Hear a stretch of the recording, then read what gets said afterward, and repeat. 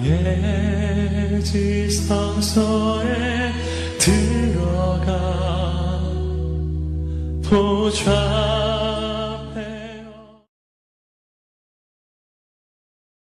할렐루야.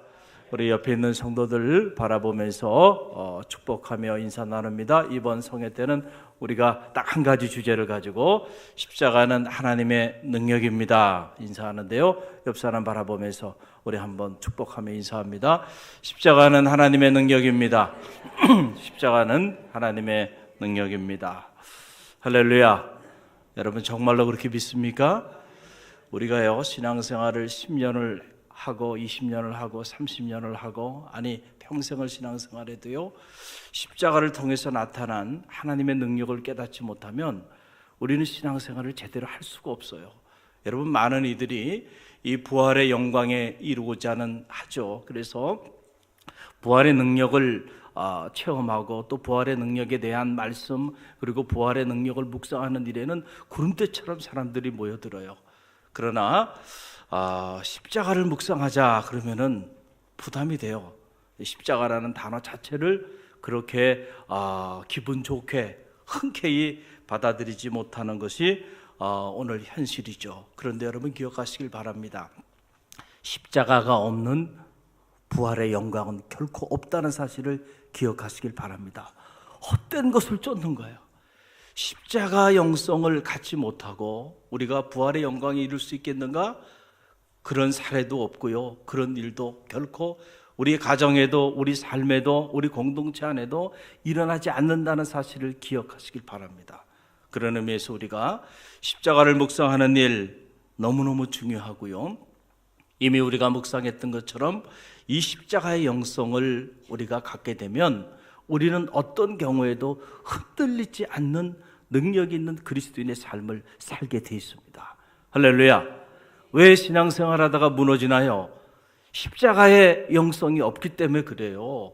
십자가를 통하여 하나님께서 우리 가운데 얼마나 놀라운 일을 행하셨는지 그 비밀을 모르기 때문에 우리는 믿음의 길을 걸어가다가 때로 불평하고 원망하고, 또 믿음의 길을 걸어가다가 이런 일 저런 일 만날 때 그런 일들 때문에 낙심하고 좌절하고 절망하면서 허탄한 길을 걸어가게 된다라고 하는 사실이에요. 우리가 이 십자가의 신앙을 견고하게 할 필요가 있다. 할렐루야. 할렐루야. 여러분, 이 고린도전서 1장 18절 말씀 이번 성회를 통해서 여러분들이 다 암송하시길 바랍니다. 고린도전서 1장 18절, 그러면 여러분이 이제 쫙 말씀을 하셔야 돼요. 지금 아직 외우시지 못하신 분들은 여러분 책자를 보면 나오죠. 고린도전서 1장 18절 보면 십자가의 도가 멸망하는 자들에게는 미련한 것이, 여기까지 한번 따라해 보세요. 십자가의 도가 멸망하는 자들에게는 미련한 것이요, 구원받은 우리에게는 하나님의 능력이 됨이라. 우리 한 번에 외워봅니다. 시작. 십자가의 도가 멸망하는 자들에게는 미련한 것이요, 구원받은 우리에게는 하나님의 능력이 됨이라. 할렐루야. 여러분, 이 고린도전서 1장 18절 말씀 가슴에 새기고요, 여러분들이 어떤 고난을 당하고 어떤 삶의 어려움 가운데 놓이게 된다 할지라도 이 말씀이 여러분 안에 살아있다고 한다면 여러분 얼마든지 부활의 영광에 이르게 될 줄로 믿습니다. 할렐루야. 오늘 십자가의 능력, 다시 말하면 십자가를 통하여 하나님의 능력이 그럼 어떻게 우리 가운데 나타났는지 십자가 묵상 세 번째 시간을 맞이하면서 화목이라고 하는 영적인 주제에 대하여 우리가 함께 나누기를 원합니다. 우리가 원수되었을 때에 그의 아들의 죽으심으로 말미암아 하나님과 화목하게 되었다라고 오늘 본문은 기록하고 있습니다. 여기서 이 화목이라고 하는 말, 카탈로스라고 하는 그런 말인데요, 이 말의 본래 의미는 무엇을 향하여 또는 뭐뭐 안으로 이렇게 변화하다 혹은 바꾸다라고 하는 그런 의미를 가지고 있습니다. 여러분, 모든 변화가 다 좋은 건 아니죠. 우리가 가만히 보면은 좋은 쪽으로 변화되어지는 것도 있지만 나쁜 쪽으로 변화되어지는 것도 있어요. 사람도 그래요. 보면 어떤 사람은 보면 시간이 지나면서 점점 좋은 쪽으로 변화되어지는 분들이 있죠. 이것을 우리가 믿음 안에서는 성화라고 말해요. 점점 시간이 지날수록 성화되어 거룩한 그리스도의 몸을 덧입어 가는 거예요. 말도 거룩해지고 행실도 거룩해지고 삶도 거룩해지는 거. 점점 좋은 쪽으로 변화되어지는 거예요. 그런데 모든 사람이 점점 좋은 쪽으로 변화되나요? 그렇지 않죠? 보면 점점 안 좋은 쪽으로 변화되어지는 사람도 있어요. 점점 안 좋은 쪽으로 그렇게 나아가는 안타까운 그런 변화를 겪는 이들도 있다는 거예요. 이 카탈라스라고 하는 말은 안 좋은 쪽으로의 변화가 아니고 좋은 쪽으로의 변화를 말할 때 이 카탈라소라고 하는 이 말을 쓴다는 거예요. 이게 화목이라고 하는 그런 말인데 신약 성서 안에 보게 되면 이 화목이라는 것은 두 가지 경우에 사용돼요. 사람과 사람 사이의 경우에 이 카탈라소라고 하는 말을 써요. 자주는 아니지만 가끔 그런 용어, 이 카탈라소라고 하는 용어를 써요. 그리고 또 하나는 오늘 본문에 나타난 것처럼 하나님과 우리 사이, 피조물과 창조주 사이의 관계를 나타낼 때 주로 이 카탈라소라고 하는 이 말을 사용해요.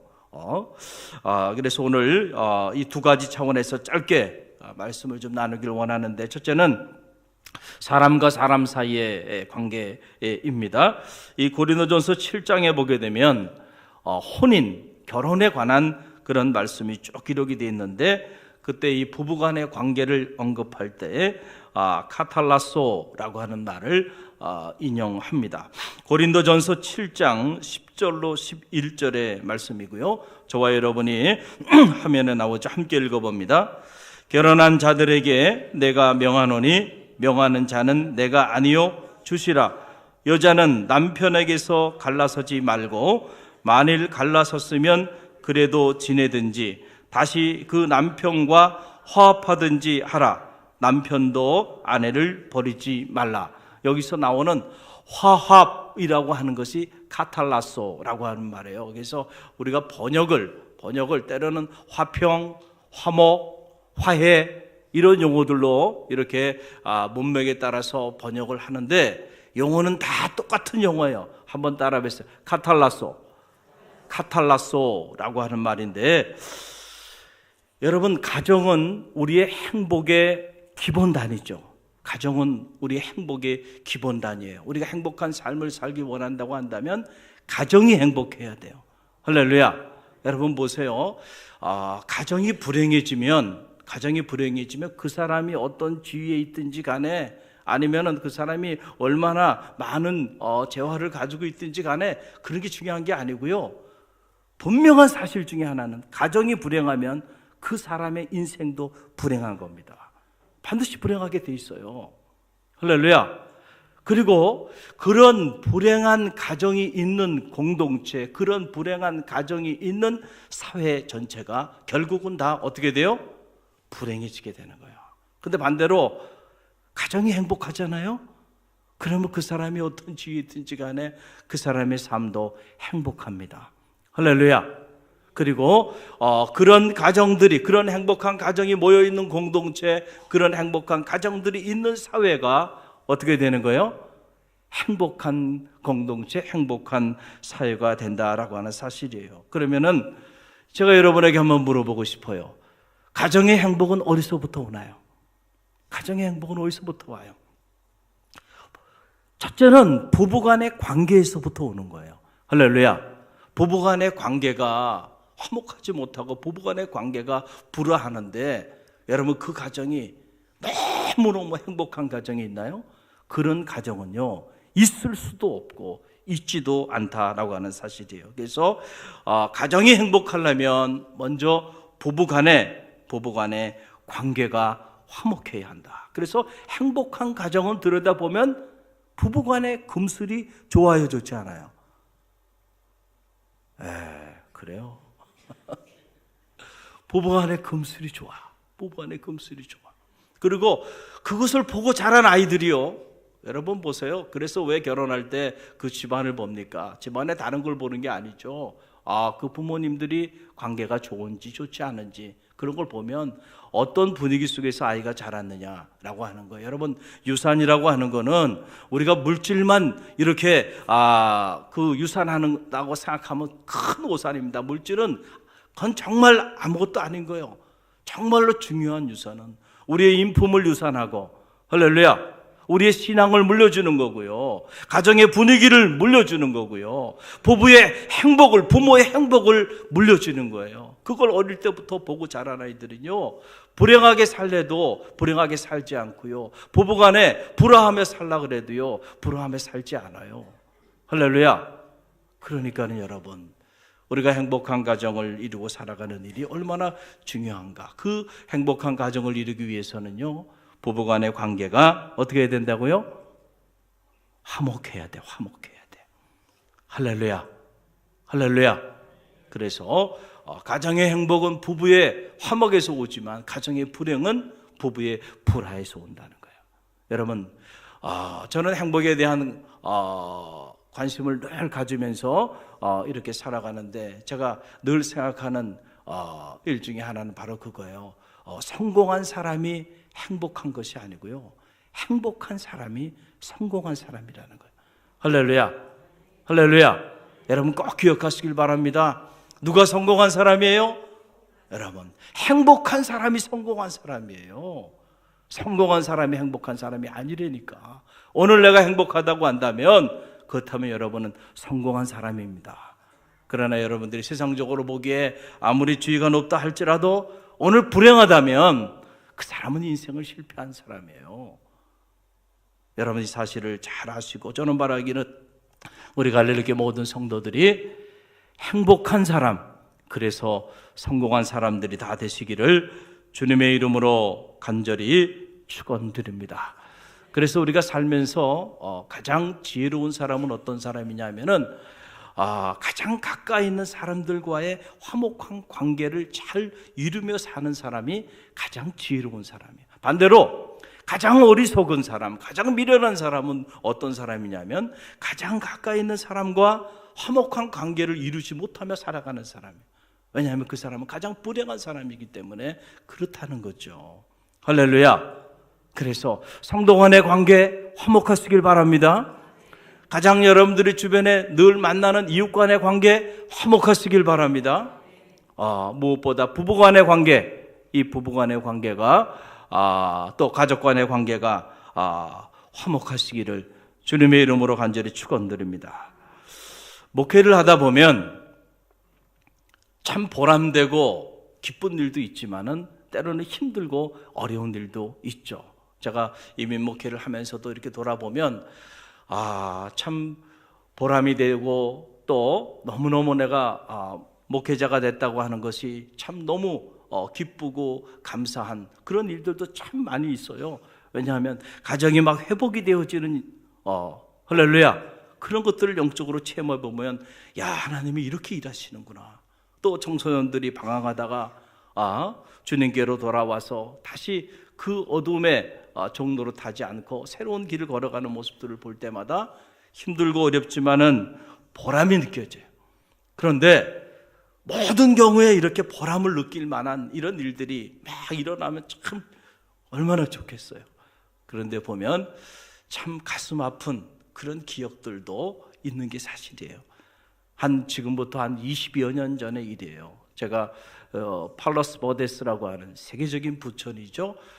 그곳에서 이민 목회를 할 수 있는 그런 기회가 있었어요. 언젠가는 제가 그곳을 여행하면서 너무너무 그냥 유럽풍의 붉은 그 벽돌로 쫙 지붕이 돼 있는데 태평양이 바로 내려다 보이는 그 언덕 위에 정말 그림 같은 그런 대저택들이 있는 그런 지역이에요. 그 지역을 지나면서 제가 이런 곳에 사는 사람들은 다 정말 행복하겠구나 이런 생각을 한 적이 있었는데, 제가 그곳에서 목회를 할 수 있는 그런 기회가 있었습니다. 그래서 목회를 하는데 어느 날 전화가 한 통 왔어요. 그래서 전화를 받아봤더니 한국 사람인데 한국 남성이에요. 저를 만나고 싶다는 거예요. 그래서 제가 그분을 만났습니다. 만나봤더니 이분이 저희 클레몬에서 경제학을 공부한 동문이더라고요. 그러니까 저희 교회에 대한 신문에 광고가 이렇게 나갔는데 이제 그걸 보고 같은 동문이니까 반가워가지고 이분이 연락을 한 거예요. 그런데 사연을 들어보니까 참 안타까운 그런 삶의 자리에 이분이 자리하고 있더군요. 한국에서 일찍이 명문대학을 나오고 미국에 유학을 와서 클레어먼에서 경제학을 공부하고 신발, 중국을 상대로 해가지고 신발 그 공장을 한 거예요. 사업이 막 번창하기 시작한 거예요. 그래서 그곳에서 아내를 만나서 결혼하고 두 딸을 갖게 됐어요. 그리고 여기 우리 손정석 권사님은 팔로스버데스라는 지역을 아시죠? 캘리포니아 지역에서는 가장 부천 중에 부천이고 이민자들이 정말 그곳에 한번 살아보는 게 이민자의 꿈이에요. 이 토렌스 넘어서 그 언덕 위에 흘림 같은 집인데 거기에 대저택을 마련하고 그곳에서 이분이 살게 됐는데 사업이라고 하는 것이요. 사업이라고 하는 것이 보면 그렇게 항상 이렇게 잘 됩니까? 그렇지 않더라고요. 내가 보니까. 그러니까 이분도 처음에는 사업이 막 잘 됐어요. 그러다가 그만 이런 일로 인해서 사업이 어려워지기 시작하면서 그 과정에서 부부간에 이제 불화가 시작되기 시작했어요. 모든 일이 그런 것 같아요. 막 잘 될 때는 큰 문제가 없는데 이제 어려움이 시작되게 되면 이제 그때부터 이제 관계 문제들이 생겨요. 그래서 우리가 이 십자가의 영성을 체득해야 하는 이유가 여기 있어요. 할렐루야. 이 십자가의 영성을 가지면 가정이 어려워지고 내 삶이 어려워지군요. 끄떡하지 않습니다. 할렐루야. 그래 부활의 영성만 쫓다 보면은 조금만 어렵고 힘들면 다 도망가고 다 무너지고 마는 거죠. 근데 이분들은 신앙생활을 하시는 분들은 아니었어요. 그래서 불화가 생겨서 어느 날 이분이 술을 많이 마시고 그리고 아내하고 잠자리를 가지려고 이렇게 침대에 들어갔는데 아내가 거절한 거예요. 그러니까는 술을 먹었고 그러니까 강제로 아내와 잠자리를 갖고자 하니까 아내가 경찰에 연락을 해버린 거예요. 그래가지고 딸들이 보는 앞에서 경찰들이 와가지고 끌어낸 거예요. 그것이 이제 계기가 돼가지고 이게 겉으로는 부부지만 실제로는 부부가 아닌 거예요. 그래서 이분이 밤만 되면 술집을 가서 술을 마시는 거예요. 술을 마시는 거예요. 그런데 자기가 그렇게 살아가는 것이 너무너무 괴롭고 힘들어.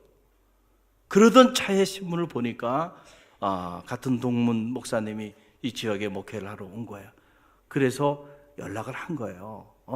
그날도 한 밤쯤 술에 취했어요. 그래가지고 연락을 해서 만났는데 이분이 그렇게 만났는데 이분이 그러는 거예요. 저를 만나면 술 생각이 안 난대요. 이거 큰일 난 거예요. 저를 만나면 술 생각이 안 나. 해만 지면 이제 집으로 가야 되는데 집으로 가지 않고 어디로 가는 거예요? 술집으로 가는데 이렇게 해서는 안 되겠다. 이 알코올 중독이라는 게 이게 무서워요. 스스로 힘으로는 끊기가 어려워요. 누군가 도와줘야 되거든요. 그래서 저녁만 되면 연락이 오는 거예요.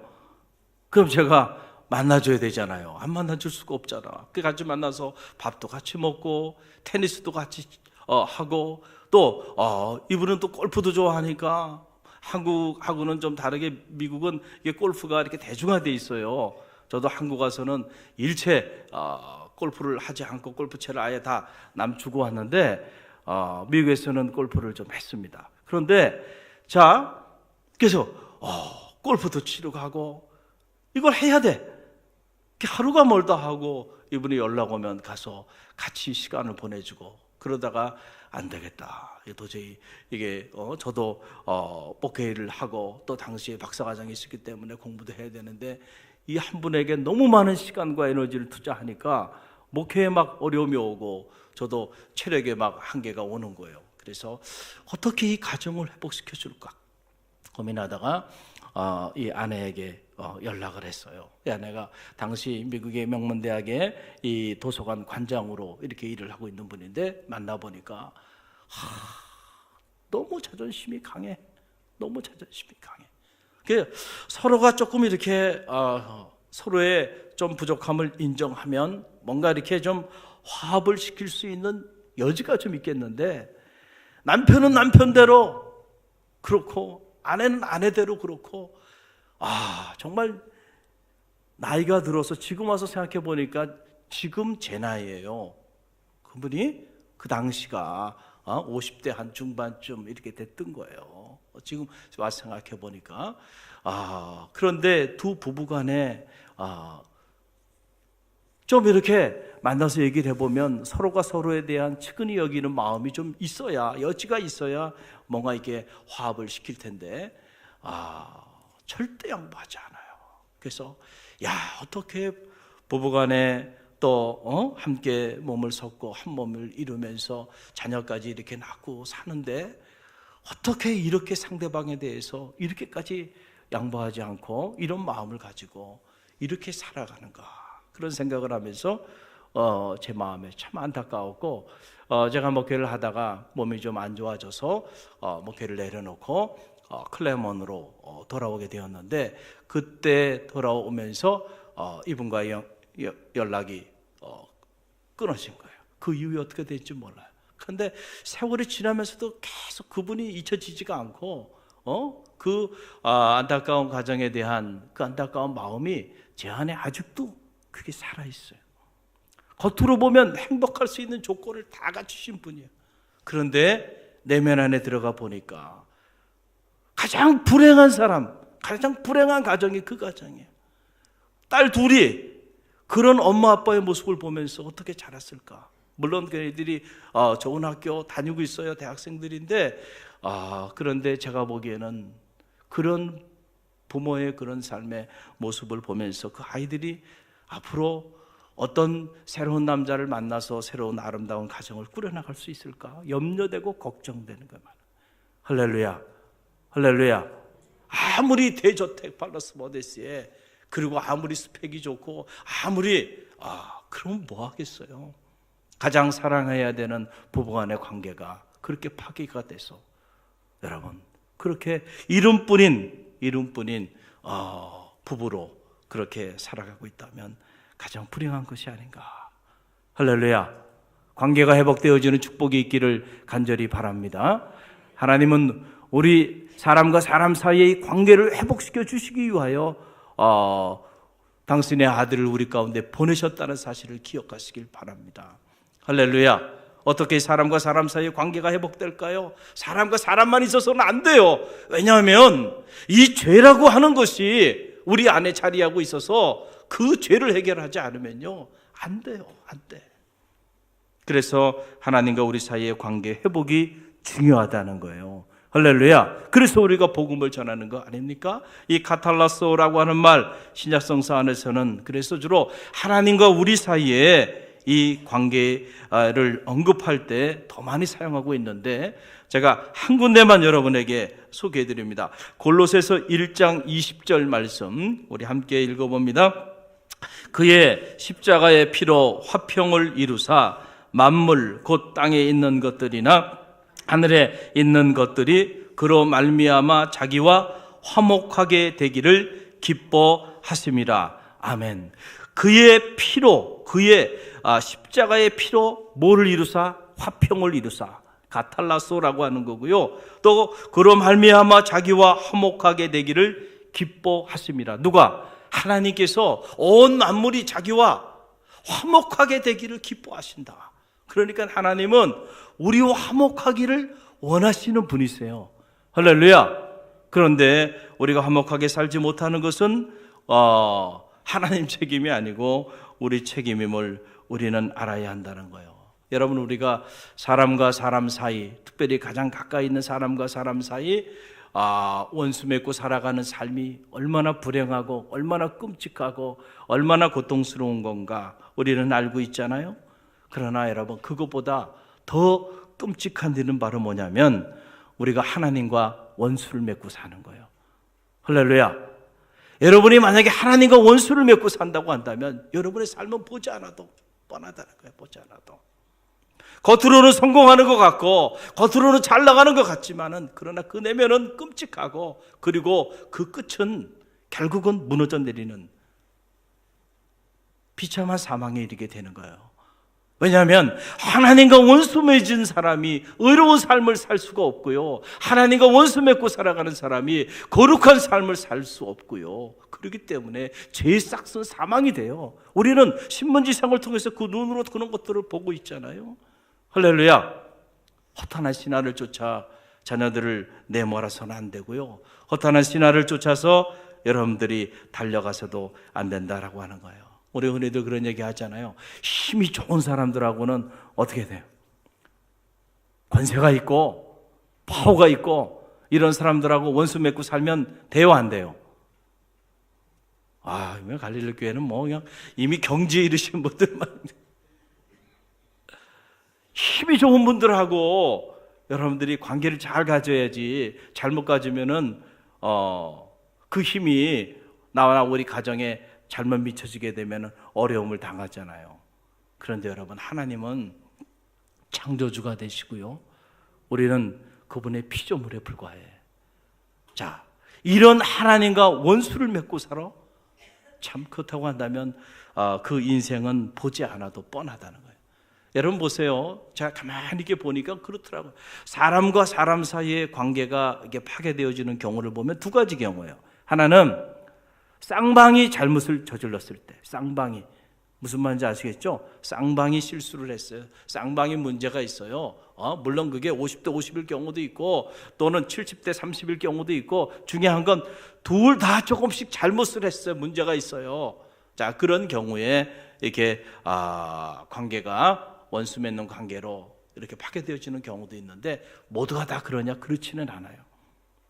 한쪽은 의로운데 한쪽은 거룩하게 살라고 하는데 그 일 때문에 그렇지 않은 불의한 사람들 또는 거룩하지 않은 사람들 때문에 본의 아니게 적이 돼서 원수 맺고 사는 경우도 있어요, 없어요? 있죠. 특별히 후자는 우리 성도들이 많이 경험하고 있는 그런 일들이죠.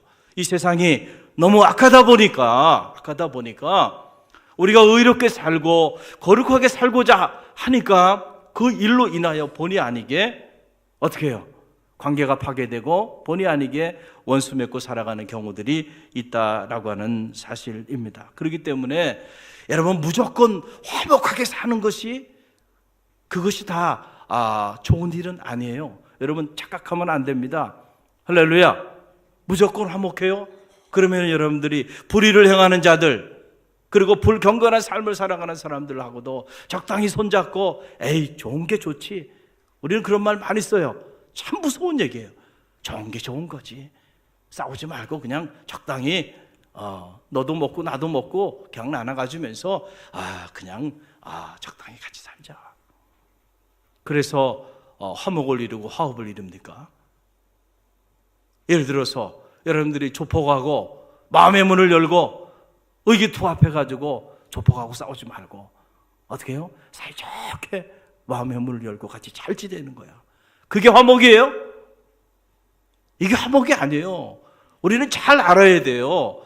성서가 말하는 화목은 하나님의 의를 이루는 것임을 기억하시길 바랍니다. 할렐루야. 그런 화목이에요. 그런 화목.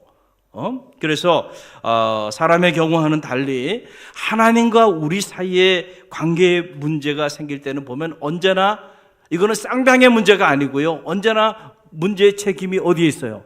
우리에게 있는 거예요. 우리에게 있는데 하나님이 불의하셔서, 하나님이 의롭지 않으셔서 우리와 관계가 파괴된 것이 아니고요, 하나님은 언제나 의로우세요. 언제나 거룩한데 우리가 그 하나님 앞에 언제나 의롭지 못하고 불의하고 불경건한 죄악된 삶을 살아간 그 결과로 인하여 하나님과 우리 사이가 원수지간이 되어버리고 말았다라고 하는 그런 사실이에요. 자, 그러면 여러분 한번 생각해 보세요. 자, 책임이 사람에게 있어요. 사람이 잘못했어요. 그러면 이 관계를 회복하려고 한다면 누가 먼저 화해를 신청해야 돼요? 잘못을 범한 우리가, 내가 100% 잘못했어. 그럼 잘못을 저지른 사람이 내가 잘못했다고 잘못을 인정하고 화해를 시도해야 되잖아요. 그런데 여러분, 잘못을 저지른 우리가 화해를 신청한 화목의 사건이 아니에요. 십자가는 아무런 잘못을 저지르지 않았어요. 아무런 불의를 행한 적이 없어요.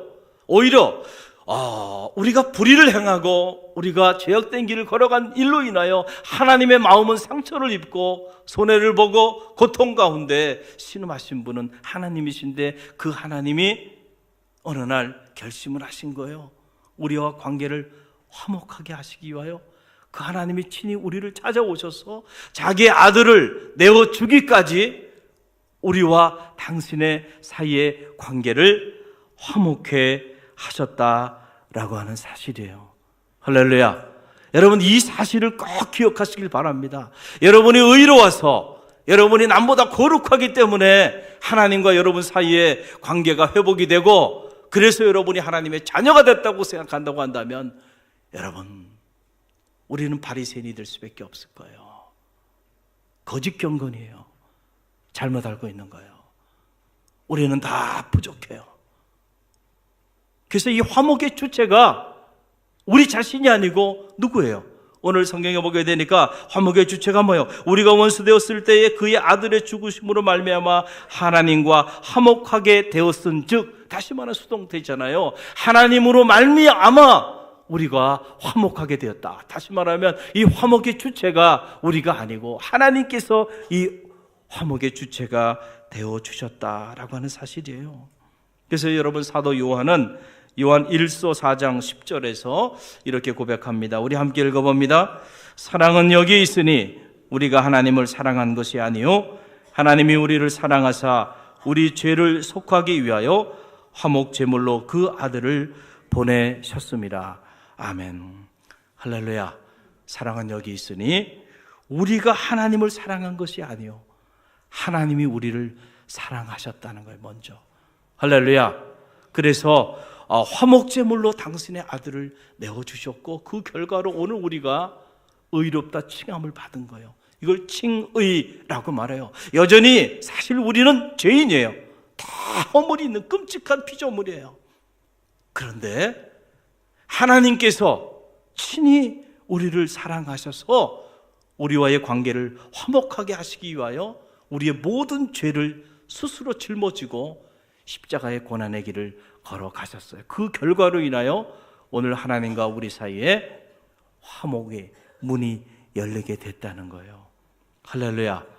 우리가 이 사실을 알면요, 우리는 늘 하나님 앞에 겸손할 수밖에 없어요. 이 사실을 알면 우리는 늘 십자가를 바라보면서 눈물을 흘리며 나를 향한 그 사랑에 감사할 수밖에 없어요. 우리가 이 비밀을 알면 내가 너희를 사랑한 것처럼 너희도 서로 사랑하라 라고 말씀하신 이 말씀의 의미를 알게 돼요. 우리가 어떤 사랑으로 서로 사랑해야 하는지, 우리를 친히 원수되었던 우리를 찾아오셔서 화목해 하신 그 사랑, 그 사랑으로 오늘 우리가 만나는 모든 이들을 사랑해야 한다는 거죠. 할렐루야. 오늘 이 주신 말씀을 꼭 가슴에 새기시고, 여러분은 주님과 아무런 관계가 없는 사람이 아니고요, 이 주님의 십자가의 영성과 관계 있는 성도들이 되시길 바랍니다. 할렐루야. 주신 말씀 가슴에 품고 기도하며 나갑니다.